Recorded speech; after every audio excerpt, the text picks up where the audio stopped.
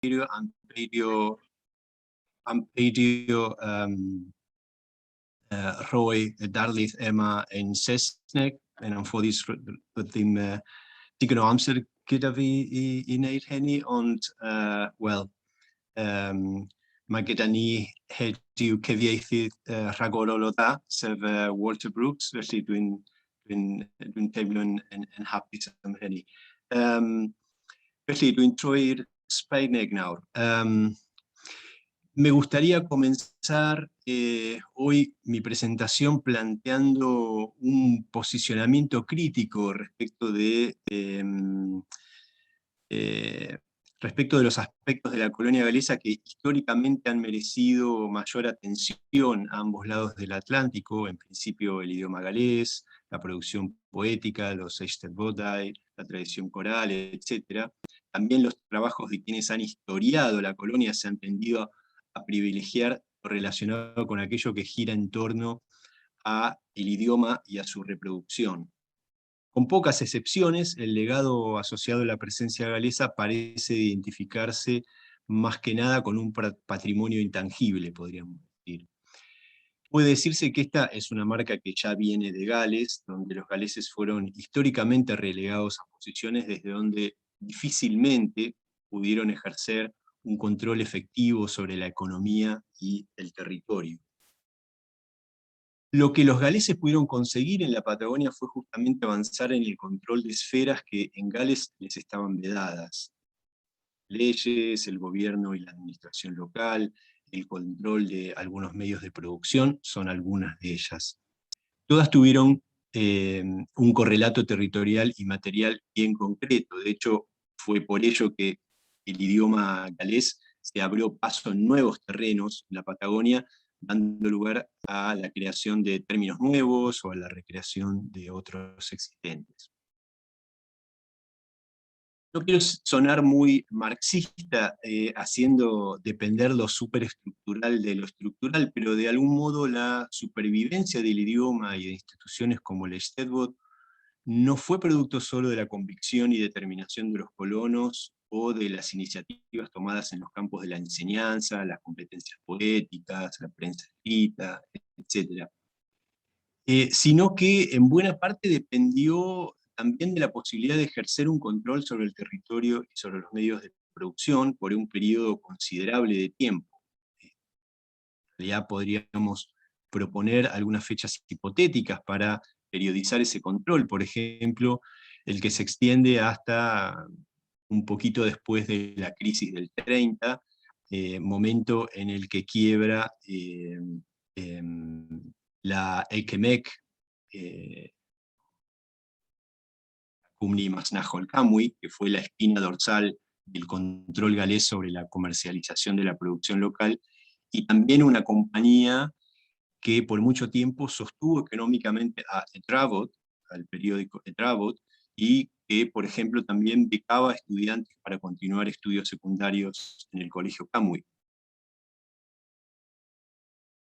Una empresa de carácter incluso más vertebral y aún más fundacional que la Ekemek, fue la encargada de construir un sistema de irrigación que permitiera el desarrollo de la agricultura. Como bien lo reconocía Lewis Jones en su momento, el riego, dice, fue la llave de todas las dificultades, y lo que aseguró la permanencia de los galeses en Chubut. En esta presentación me propongo poner en foco este sistema de irrigación, pero pretendo ir un poco más allá de la mera reseña de su construcción y su administración. Me interesa poner en relación la organización del riego con la constitución de las instituciones creadas por los colonos, especialmente aquellas que durante periodos variables de tiempo mantuvieron viva la ilusión de cierta autonomía galesa. Existe ya toda una tradición de estudios que vincula la formación de los estados con una sistematización y control propios de la administración del riego, no solo el referencial trabajo de Wittfogel sobre el despotismo oriental, sino otros más recientes, como este que muestro aquí de Worcester, que vincula la racionalización y aprovechamiento del recurso hídrico en el oeste norteamericano con el surgimiento de las burocracias locales. Originalmente mi interés en el tema deriva de una tesis de doctorado sobre las huellas de la presencia galesa en el Valle del Chubut, en la que me importó redefinir el concepto de paisaje a partir de incorporar la dimensión de la gestión del territorio, ¿no?, llevada adelante justamente por las instituciones conformadas por los galeses. El riego fue parte fundamental de esa gestión. Me interesa, además, hoy cuestionar la agencia exclusiva de los colonos galeses en ese proceso, una unilateralidad que deriva de la creencia de que los colonos europeos eran de por sí solos los agentes de la civilización, ¿no?, tal como era postulado por políticas del gobierno argentino, y tal como estaba implícito también en el discurso al que adherían tanto ese gobierno como los propios. De algún modo, el dilema sarmientino entre civilización y barbarie no era más que una versión de mayor voltaje político del binomio hombre-naturaleza, ¿no? Al primer término de este binomio masculino estaba reservada la agencia, al segundo término, el segundo término femenino constituía siempre el objeto a dominar. Desmontar estas dicotomías implica poner sus polaridades en entredicho, abandonar la idea de esa programática, agencialidad unilateral, y reconocer otras narrativas a las que se empeñó en ocultar, que es algo que me parece que estamos haciendo también en este congreso. Ello implica también reconocer una agencialidad del propio territorio y puntualmente del agua. El río puede considerarse en este sentido como un actor cuya agencia es central para entender no solo el modo en que se resolvió el problema de la irrigación, sino también las instituciones formadas por los galeses y la legislación y las prácticas asociadas a ese funcionamiento. De este modo, el riego constituye una oportunidad para explorar hasta qué punto la del Valle del Chubut es una historia hidrosocial, por medio de la cual el agua y la sociedad se construyen mutuamente a lo largo del tiempo y del espacio. En cuanto a la colonia galesa, podríamos decir que, enfrentados con un régimen de lluvia de 200 milímetros anuales, que era incapaz de sustentar la mayor parte de los cultivos, los primeros colonos debieron redefinir el concepto de agricultura tal como la conocían en el país de origen. Lewis Jones era muy claro al respecto y decía que el arte agrícola local se diferenciaba totalmente del de la madre patria, y esa diferencia estribaba justamente en el riego. Su desarrollo permitió, además, recordemos, practicar una agricultura diversificada e intensiva, pero también permitió erradicar una población de cierta densidad y al mismo tiempo uniformemente distribuida a lo largo de todo el Valle del Chubut, creando esta especie de Brockenbreich con sus casas campestres y sus capillas, ¿no? En esta historia de prueba y error debe reconocerse no solo la tenacidad y la relativa pericia técnica de los colonos, sino también el modo en que el río se comportaba y cómo ello iba alterando las estrategias de los colonos. De algún modo fueron los desbordes del Chubut los primeros indicios que se tuvieron acerca de la posibilidad del riego. Por eso las áreas cultivadas en los primeros años fueron las de los recodos del río, que cerca de Rawson describía un río que justamente había sido nombrado Camui por sus meandros. Estas áreas de los recodos tenían más chance de inundarse o de regarse, obviamente, y durante estos primeros años no todos los colonos se asentaron en las chacras que les habían sido concedidas. Permanecieron muchos de ellos en el pueblo de Tre Rawson, y desde ahí se trasladaban a las chacras y a los mencionados recodos para trabajar la tierra. De hecho, el Consejo de la Colonia, el famoso Krengord, implementó entre 1872 y 1874 un sistema de arriendo de la tierra de 3 diferentes recodos. Es conocida por todos esta historia del descubrimiento del riego por parte de Aaron Jenkins en 1867. Sin embargo, el verdadero descubrimiento de Jenkins parece haber consistido en la comprobación de que no solo la tierra de los recodos era buena para la agricultura, sino también la tierra negra que formaba parte del piso del valle. Ello parece abonar la teoría de que el riego fue utilizado con anterioridad a 1860. Es decir, vemos en definitiva cómo la posibilidad de que los colonos estuvieran distribuidos en sus respectivas chacras, tal como se desprendía de un trazado cuadricular, cuya primera versión fue delineada por el agrimensor Díaz en 1865, no fue practicable hasta que un sistema de irrigación permitió llevar agua a cada una de esas chacras. Y según Lewis Jones, fue recién en 1871, a 6 años después de la llegada de los colonos, que se comprendió cabalmente la necesidad de construir canales generales de capacidad suficiente para lograr ese objetivo.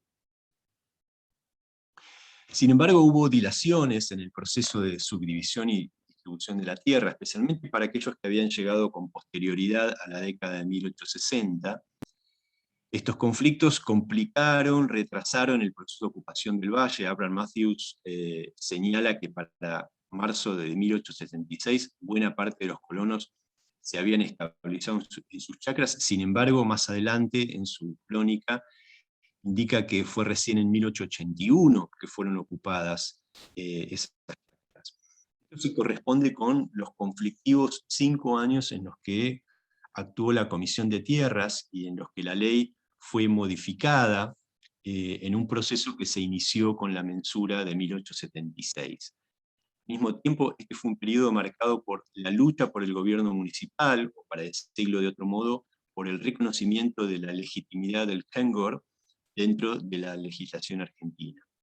Y entonces fue a la sombra de estos conflictos y también de la incertidumbre general que comenzó a construirse la red de canales, lo que permitió justamente acelerar el proceso de ocupación del valle en sentido este-oeste.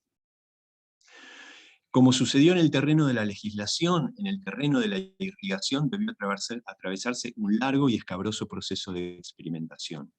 Si bien los proyectos para construir un canal principal, el famoso Foss Vaur, del que se habla en galés, se remontan a 1872, año en que la iniciativa ya era tratada por el Kengor, es recién a principios de la década siguiente que comenzaron a construirse grandes canales de riego.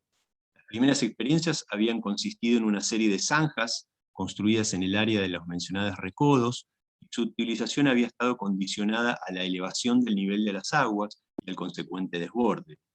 Estas avenidas, como se llamaban, no solo eran intermitentes, sino que disminuían sensiblemente hacia fines de la primavera, momento en el que más se necesitaban para regar los cultivos. Resultó evidente entonces que era preciso elevar el nivel del río artificialmente, idea que condujo a construir represas. Embalsar el río permitiría elevar el nivel de las aguas y abastecer una toma de un canal inmediatamente aguas arriba. Esta solución fue ensayada al menos 3 veces, usándose madera, pero principalmente piedras extraídas de florecimientos rocosos de las lomas circundantes. Las 2 últimas represas fueron ideadas por sendos pastores protestantes, la primera en 1876 por David Lloyd Jones, y la segunda en 1882 por John Carnegie Evans. Esta última fue la mejor organizada, ya que se formó una cooperativa para construirlo, se usaron grandes cantidades de piedra y se la construyó de forma abovedada. Sin embargo, al igual que las precedentes, colapsó antes de finalizarse, y ese año el nivel del río no subió lo suficiente para llenar los rudimentarios canales que existían, y entonces se perdió la totalidad de la cosecha.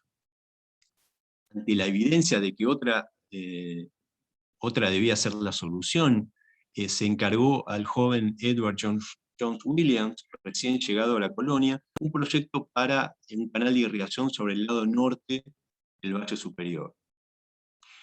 E.J. Williams había finalizado en 1878 su capacitación como ingeniero en minas y agrimensor, contaba con los conocimientos suficientes como para responder al encargo. La novedad del proyecto de Williams fue descartar definitivamente la idea de la represa y ubicar la toma, el canal, tan alejada de río arriba como fuera posible para aprovechar de ese modo la pendiente natural del terreno. Esta solución, vinculada con la ubicación de las tomas, significó un gran paso adelante en la historia de la navegación del valle. Esto explica que tan pronto fue terminado este primer canal, se le encargara a E.J. Williams el proyecto para un segundo canal en el lado sur del valle, iniciado en 1880. La eficiencia de los nuevos canales repercutió muy pronto en la economía de la colonia.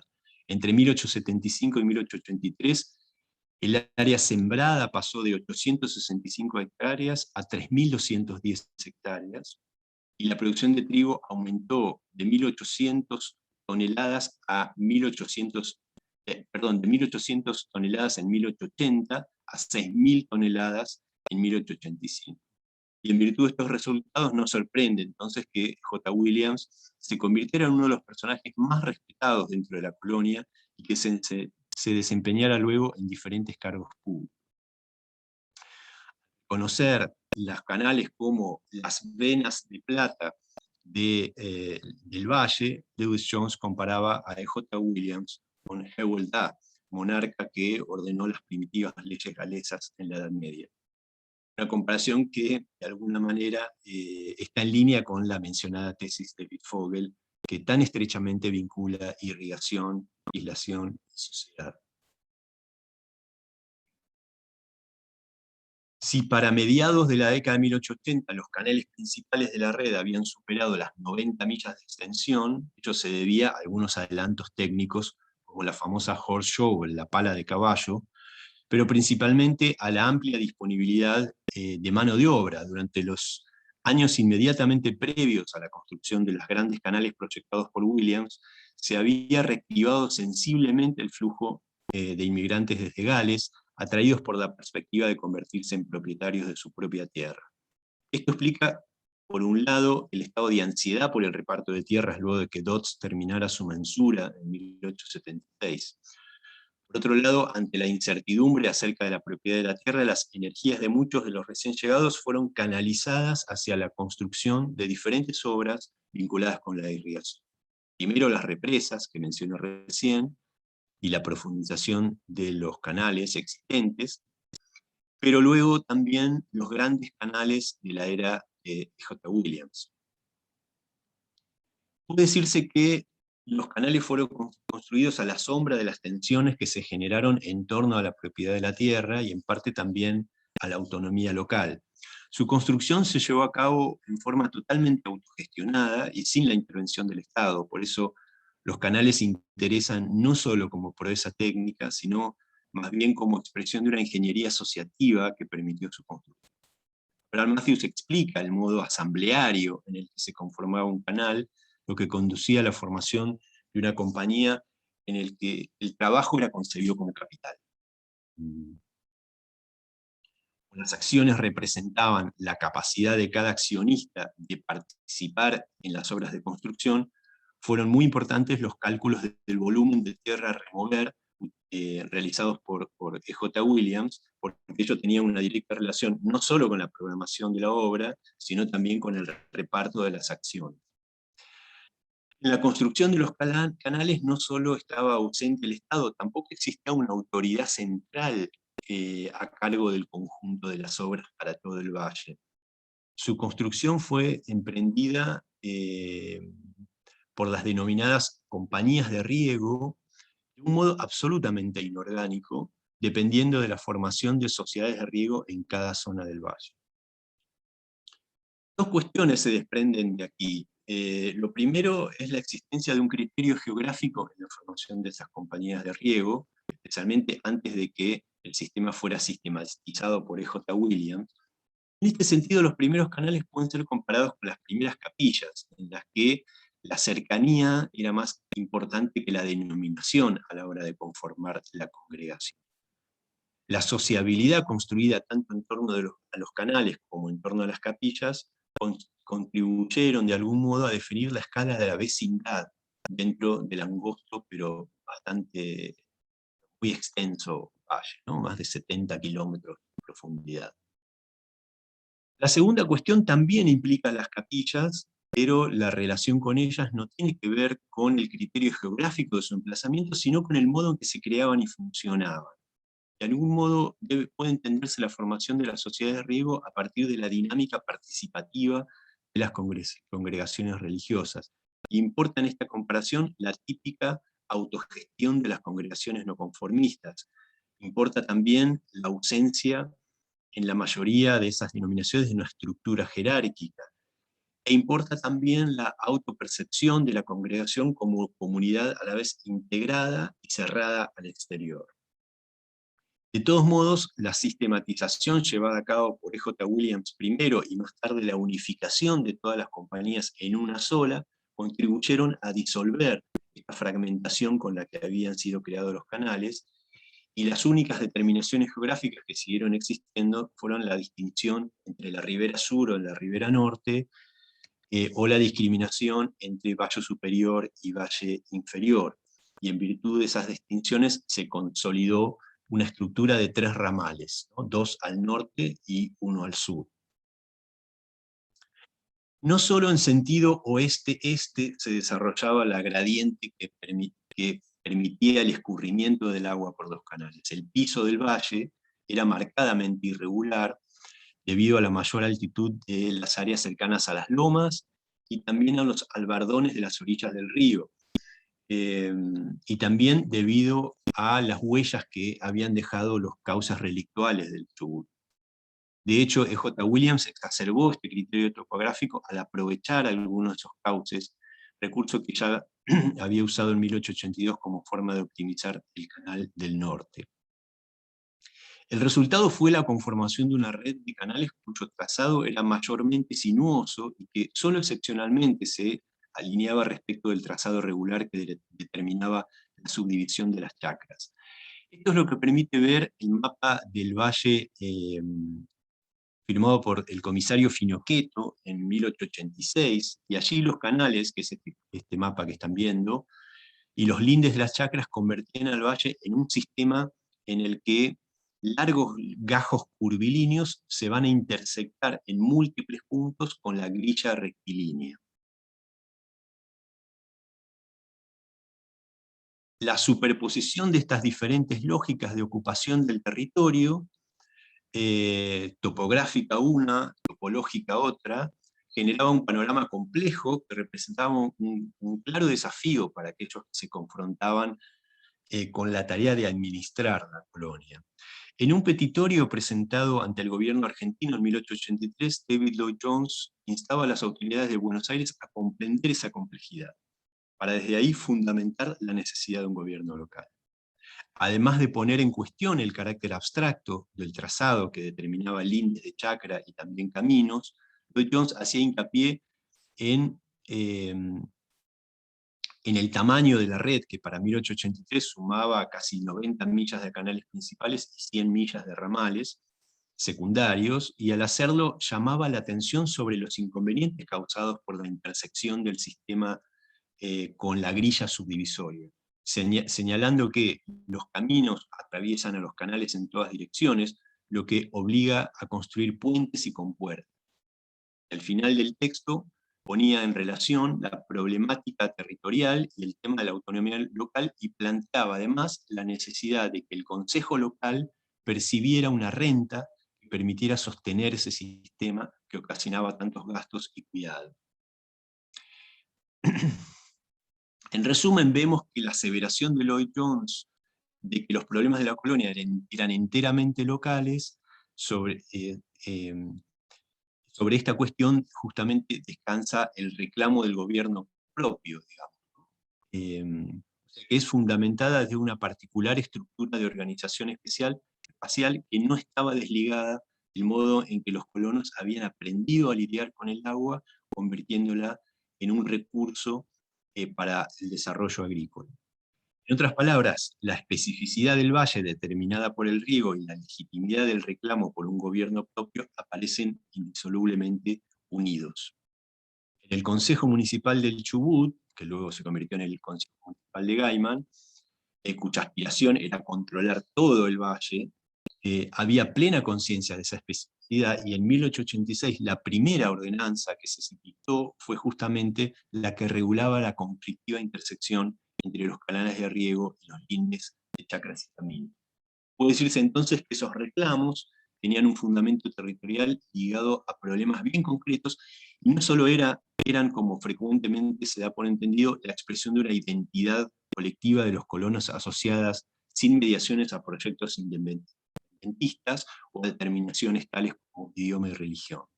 Comprende así la necesidad de anclar el análisis cultural a las condiciones materiales en que las disputas se establecen, lo que en este caso incluyen las condiciones del territorio, entre las que se destacan particularmente las hidrológicas. Aun cuando era muy escaso el conocimiento científico-técnico de la gran mayoría de los galeses, el río Chubut, a través de un proceso de prueba y error, exigió que estos colonos construyeran un nuevo conocimiento empírico sin el cual hubiera sido imposible el desarrollo de la agricultura. Ese conocimiento debió incorporar las particularidades de un régimen hídrico que incluía desbordes e inundaciones, un gran poder destructivo. En invierno de 1899, varias semanas de lluvia ocasionaron el ascenso del nivel del río y su consecuente desborde, lo que provocó la inundación más asoladora desde que los colonos se habían asentado en el valle. No solo las viviendas y las reservas de grano fueron destruidas, también las obras de irrigación. Y luego inundaciones igualmente destructivas se repitieron en 1902 y 1903, lo que va a poner en duda la propia viabilidad de la colonia. En efecto, la continuidad de la colonia dependía de que los colonos actualizaran nuevamente sus cuerpos de conocimiento empírico sobre el valle, y entonces nuevas medidas debieron ser tomadas, como la construcción de terraplenes más altos en las orillas del río, la construcción de canales o reutilización de los existentes para aliviar la presión del agua y evitar que el río desbordara, o el uso de lagunas o esos mismos cauces relictuales con ese mismo objetivo, ¿no? A ese momento, E.J. Williams ya pensaba la integralidad del valle, no solo desde el problema de la provisión de riego, sino desde el problema del desagüe. Pero como el propio Williams lo advertía, la magnitud de la destrucción y la escala de las obras necesarias para proteger el valle de las nuevas inundaciones no podía seguir basándose solamente en ese conocimiento empírico, sino que demandaba la realización de detallados estudios topográficos, hidrográficos, pluviométricos, estudios que ninguno de los colonos tenía la capacidad técnica de realizar. Recordemos que ya las propias obras de reparación de la infraestructura de riego causadas por la primera inundación de 1889 fueron de una escala tal que solo con fondos aportados por el gobierno nacional pudieron emprenderse y terminarse. De algún modo, las graves consecuencias de estas inundaciones marcaron un punto de inflexión en el modo en que el riego podía ser entendido desde su organización y gestión. La resolución de los problemas cada vez más exigentes del riego motivó que unos pocos años después, en 1909, las tres compañías de riego se unieran para formar la Community Verhaal Kamui, la Compañía Unida de Irrigación.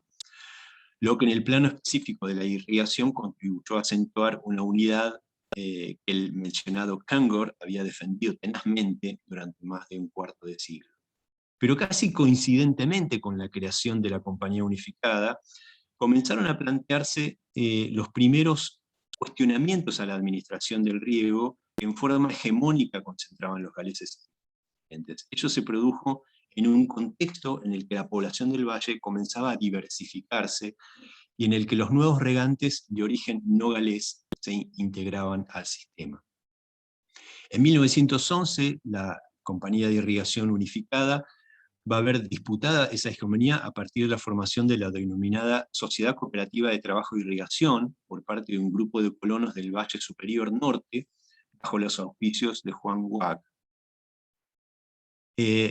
Esta cooperativa solicitó al gobierno que le fueran entregadas la totalidad de las obras de esa sección del valle para administrar el riego por su propia cuenta, dando lugar a un conflicto judicial que se extendió hasta 1914, y si bien el fallo de la justicia fue favorable a la Compañía Unida de Irrigación, durante estos años van a comenzar a circular una serie de argumentos de distinta índole que legitimaban la hegemonía de los galeses sobre el riego. Por otro lado, comenzó a quedar en evidencia que incluso al interior de la colectividad galesa, los diques del consenso sobre esa hegemonía se estaban rompiendo. 11 de los 23 miembros que formaron la cooperativa de UAC tenían apellidos galeses. La extensión de un trabajo como este en un congreso no me permite dar cuenta de la larga historia de las instituciones y las prácticas vinculadas con el riego, pero podemos concluir con una serie de señalamientos que permiten explicar el ocaso de las instituciones creadas por los galeses asociadas con. Por un lado, y en el marco de una cada vez mayor especialización técnica de la ingeniería hidráulica, los colonos galeses dejaron de contar muy pronto con figuras referenciales capaces de resolver los nuevos desafíos a los que se enfrentaba la red de canales y su administración. Recordemos que J. Williams retornó a Gales en 1909, el año que se unificó la compañía de irrigación. Edward Owen, otro referente, fue abandonando la actividad, creo que a principios de la década de 1920. Entonces, a medida que pasaban los años, la CUI, la Compañía Unida de Irrigación, va a quedar en una creciente desventaja y en una permanente dependencia de los técnicos del gobierno central. Al mismo tiempo fue ganando consenso a partir de los años 20 la idea de que el agua y el riego eran un servicio público y que por lo tanto debía ser administrado por los estados, tanto el nacional como provincial. Ello también va a ir socavando la legitimidad de la compañía de riego que administraba la única infraestructura privada de riego de Argentina, lo que a su vez explica que un creciente número de chacareros dejaran de pagar el canon de riego, lo que puso a la compañía en una situación aún más desventajosa. Se ha señalado además que la existencia de chacareros de otros orígenes fue quebrando un tejido social galés en el que la adhesión a ciertas reglas, como el pago del canon o la limpieza anual de los canales, que era realizada cooperativamente, estaba determinado por un disciplinamiento que, de nuevo, tenía en la capilla un anclaje, en la capilla protestante, un anclaje no menor. Vemos a estos factores culturales otros de tipo político, en un contexto en el que fueron consolidándose en Argentina posiciones políticas abiertamente nacionalistas, las colectividades de inmigrantes europeos con sus instituciones, sus prácticas, especialmente las más poderosas como la británica, fueron objeto de críticas cada vez más agudas. Ello se tradujo en un sentimiento antigalés que circuló en medios de prensa locales o dentro de nuevas agrupaciones políticas, como la famosa Liga Patriótica. Las manifestaciones culturales y religiosas de los galeses entonces se convirtieron en un blanco de estas críticas. Se cuestionó además la conducta sectaria dentro de muchas de esas instituciones. Respecto al riego, por ejemplo, ya UAC, desde su lugar en la nueva cooperativa, denunciaba muy tempranamente que las reuniones de la Compañía Unida de Irrigación se llevaran a cabo en idioma galés, lo que era considerado discriminatorio para regantes. A medida que avanzaba el siglo XX, el panorama se volvía cada vez menos favorable para las aspiraciones de los galeses dientes. En los primeros años se fueron cerrando las perspectivas para conseguir nuevas tierras para colonizar. Recordemos que el Orita, en 1911, fue el último gran grupo de galeses arribado al Chubut. Por otro lado, la quiebra de la Cumni Masnajo Camuy dejó buena parte de la población de origen galés sin acceso al crédito, y en ese difícil contexto la Compañía Unida de Irrigación fue el último baluarte del control galés sobre el territorio y fue defendido como tal hasta su estatización en 1940.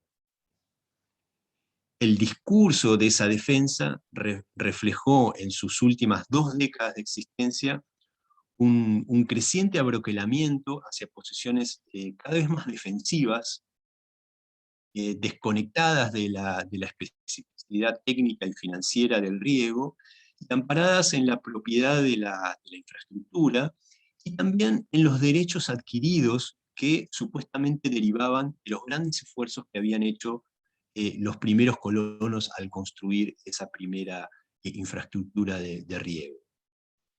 Así, desde esta cerrada defensa llevada adelante desde medios como el Trabot, el tono épico con el que se seguía rememorando y reconstruyendo la historia de la colonia, no era solamente producto de una idealización, y quisiera terminar con esto, con esta idea.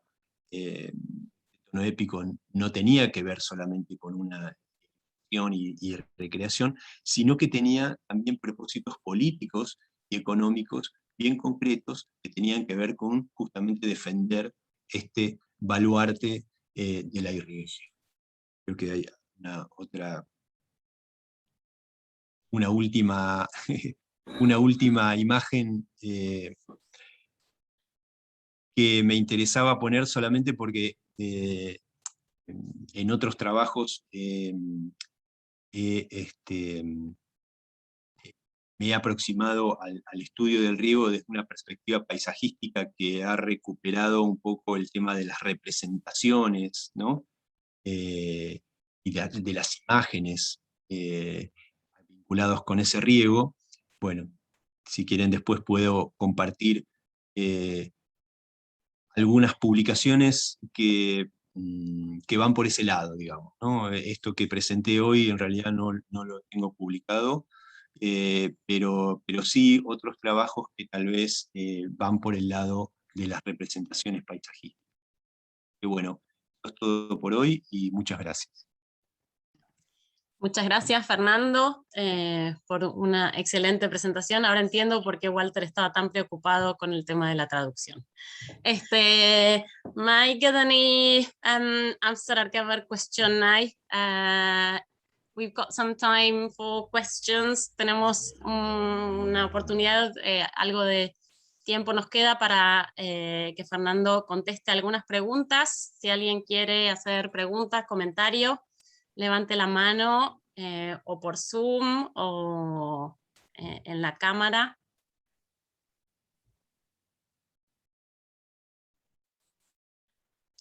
Hywel?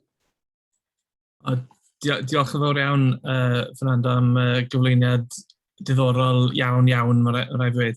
O'n i'n diddorol gweld y llythyr gan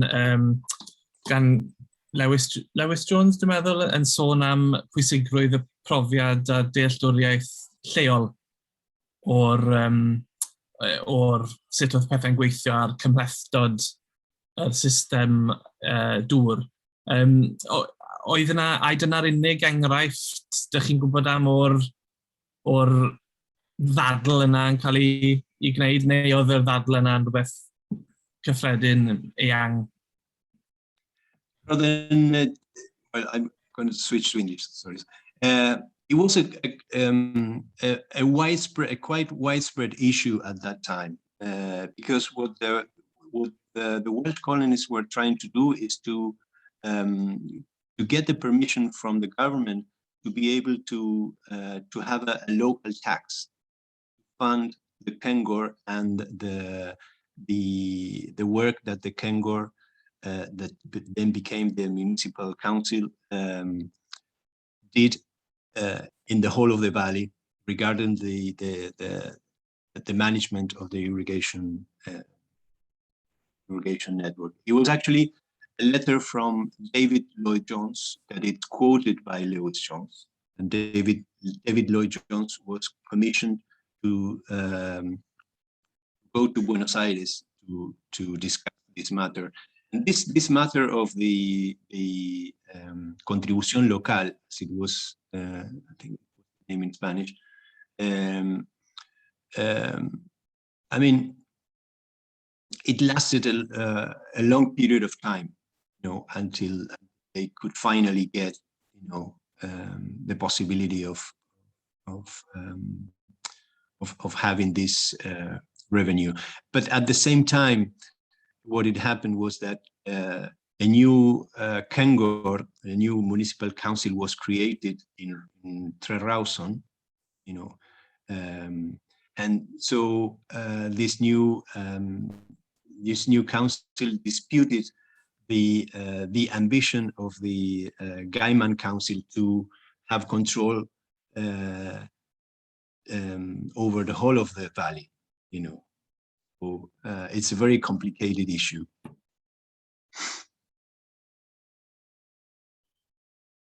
Vemos que está Lucy con la mano levantada. Lucy. Thank you very much indeed, Fernando.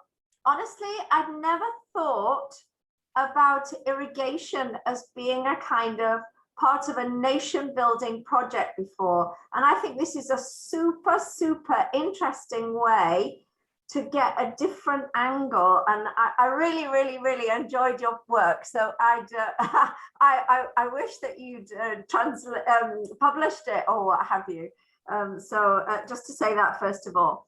I wanted to ask you a little bit then about this end of the irrigation company. Was it in 1940, was it? It was in 1943 during a military government. Yeah. So with Peronism, with Peronism, and no, it was before Peronism. It was a military. It was a military government. In 1943. Peronism starts in 1945.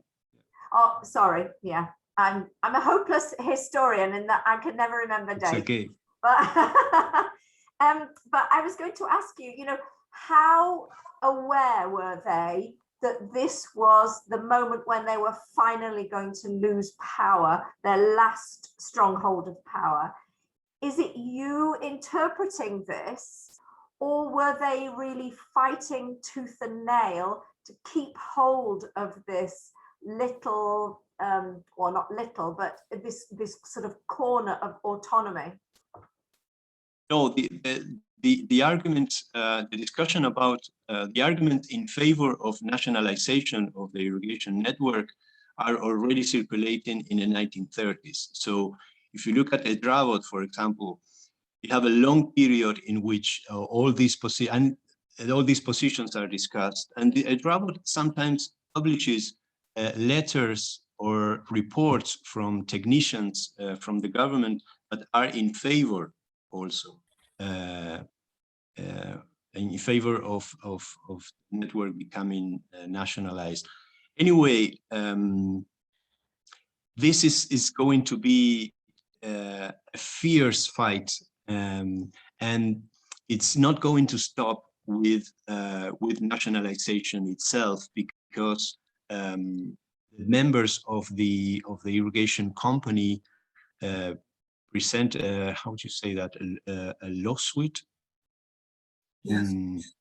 A lawsuit against the government, which they are going to have compensation for the nationalization, because it was considered, of course, a property. They're going to have a compensation after the coup d'etat against Peron, I think late 1950s. So it's going to be a long issue, which, of course, is going to undermine the efficiency of the irrigation network in a way for a long period of time.